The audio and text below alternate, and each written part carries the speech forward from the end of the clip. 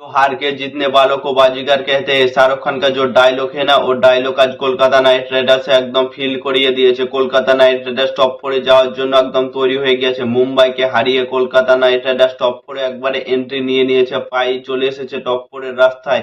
শুধুমাত্র রাজস্থান একটি ম্যাচ হেরে গেলেই কলকাতা নাইট রাইডার্স টপ ফোরের মধ্যে চলে যাবে এবং 2026 আইপিএল এর চ্যাম্পিয়নও হয়ে যাবে কলকাতা নাইট রাইডার্স।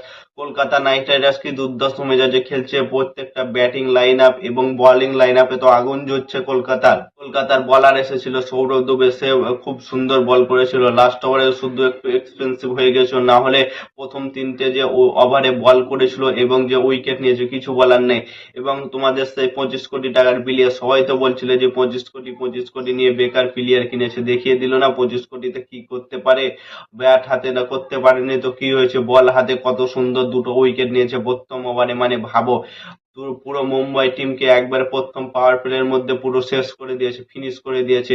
তারপরে হার্দিক পান্ডিয়া, তিলক বর্মা এক পার্টনারশিপ করে তাও রানটা একটু 150-র কাছাকাছি গিয়েছে, না হলে মুম্বাই 100-তে অল উইকেট হয়ে যেতে পারতো। তো কলকাতা নাইট রাইডার্সের সুযোগ ছিল যে কলকাতা নাইট রাইডার্স এক রান রেটটা বেশি করে তারা পয়েন্ট টেবিলের মধ্যে রান রেটটা একটু হয়ে যাবে, কারণ কিছু করার নেই। কলকাতা নাইট রাইডার্স আর পাঞ্জাবের রান রেটের মধ্যে মারামারি হবে যদি দুজনেরই পয়েন্ট 15 হয়ে যায়। কিন্তু কলকাতা নাইট রাইডার্সের এই জিতটা অনেক বড় জিত ছিল, কারণ মুম্বাইয়ের বিরুদ্ধে ম্যাচটা অত সহজ হয়নি কলকাতার জন্য। সেখানে দাঁড়িয়েছিল মানিশ পান্ডে এবং রোম্যান পাওয়েল, এরা দুজন দাঁড়িয়েছিল বলে আজকের ম্যাচটা জিতে নিয়েছিল কলকাতা নাইট রাইডার্স।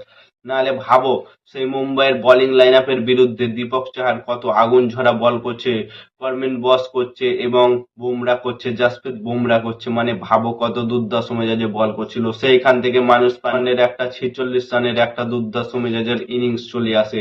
সেইখান থেকে কলকাতা নাইট রাইডার্স ম্যাচ জিতে নেয় এবং ফিনিশার রিঙ্কু সিং নেমে ম্যাচটা জিতে নেয়। কিন্তু কলকাতা নাইট রাইডার্স কয়েকটা ভুল হয়েছে, সেই ভুলগুলোকে শুধরে দিল্লির বিপক্ষে ম্যাচে নামতে হবে।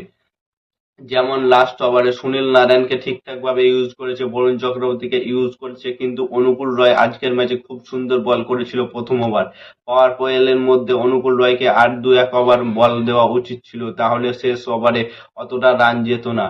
তাহলে আর একটু কম রানের মধ্যে মুম্বাই ইন্ডিয়ান্স অল আউট হয়ে যেত। এবং আর একটা ভুল হচ্ছে যে আজিমকে রাহানেকে আবারও ওপেনিং দিলে। আমি ভেবেছিলাম যে সুনীল নারায়ণকে চান্স দেবে আজকের ম্যাচে, কিন্তু ফিন অ্যালেনের সাথে আবারও আজিমকে রাহানে চলে আসলো এবং আজিমকে রাহানে আবারও আজকে ম্যাচকে বাদ করে চলে গেল। সেখানে মানিশ পান্ডিয়া, রোম্যান পাওয়ার, রিঙ্কু সিং ছিল বলে আজকের ম্যাচ জিততে পারলো। নাহলে ক্যাপ্টেন্সি মোটামুটি ঠিকঠাক করছে আজিমকে রাহানে, কিন্তু ওপেনিং স্লটটাকে বাদ করে দিচ্ছে আজিমকে রাহানে।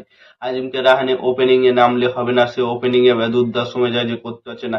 তাও ভাবো, হার্দিক পান্ডিয়া স্পিনার ভরেনি, না হলে আজিমকে রাহানে তো প্রথম বলে আউট হতো। আজিমকে রাহানে স্পিন তো খেলতে পারে না, সেই অনুযায়ী স্পিন খেলেছে, খুব সুন্দর স্পিন খেলেছে মানিশ পান্ডিয়া।